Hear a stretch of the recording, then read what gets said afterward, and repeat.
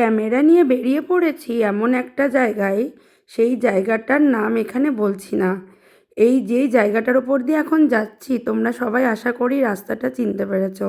হ্যাঁ, কৃষ্ণনগরের ব্রিজের ওপর দিয়ে আমরা একটা জায়গায় যাচ্ছি, কিন্তু এই মুহূর্তে আমি নামটা তোমাদের সামনে বলবো না। আমরা স্কুটি করে বেরিয়েছিলাম। স্কুটি করে বেরিয়ে আমরা কিছুক্ষণ ওই ব্রিজের ওপরে দাঁড়ালাম। আর শীতকালে রোদটা তো খুবই মিষ্টি, তাই জন্য আমাদের দাঁড়াতেও খুব ভালো লাগছিল।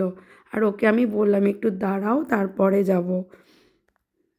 আর ওরও দাঁড়াতে ওখানেই ভালো লাগছিল। সব জানতে চাইলে আপনাদের পুরো ভিডিওটা দেখতে হবে। এইবার আমরা জায়গাটায় পৌঁছে গেছি। আস্তে আস্তে দেখো আমরা ভেতরে ঢুকবো। সামনেই পড়বে ব্যানার, ব্যানার দেখলেই বুঝতে পারবে কোথায় গেছি। মা দুর্গা আশ্রম। গেটের সামনে বড় বোর্ড আছে, দেখো লেখা রয়েছে চৌগাছা, হাসাডাঙ্গা, ধুবুলিয়া, নদিয়া। এইবার আমরা ভেতরে ঢুকে গেছি। গাড়ি নিয়েই তোমরা ভেতরে ঢুকে যেতে পারবে, মানে বাইক নিয়ে। আজকে সানডে, আজকে আমরা চলে এসেছি মা দুর্গার আশ্রমে। মা দুর্গার আশ্রমটা কোথায় চলো আগে দেখে নাও, তারপরে বলছি।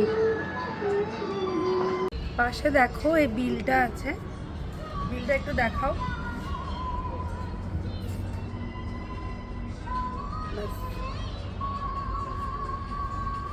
এই বিলটার পাশে, বিলটার নাম হলো হাসাডাঙ্গা বিল।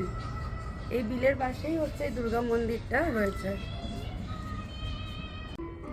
এই মা দুর্গার আশ্রমটা কৃষ্ণনগর থেকে প্রায় 15 মিনিটের ডিস্টেন্স। আমরা স্কুটি করে এসেছি, আমাদের 15 মিনিট সময় লেগেছে। তোমরা যদি কোনো শর্ট জায়গায় যেতে চাও, তাহলে এই মা দুর্গার আশ্রমে তোমরা আসতেই পারো।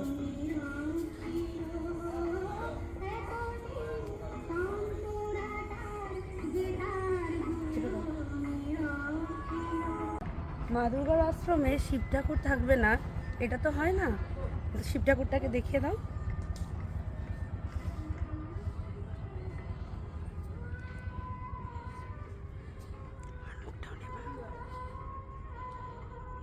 ভিডিওটা কেমন লাগলো সবাই কমেন্ট করে জানাবেন। পার্ট 2 খুব তাড়াতাড়ি আসবে।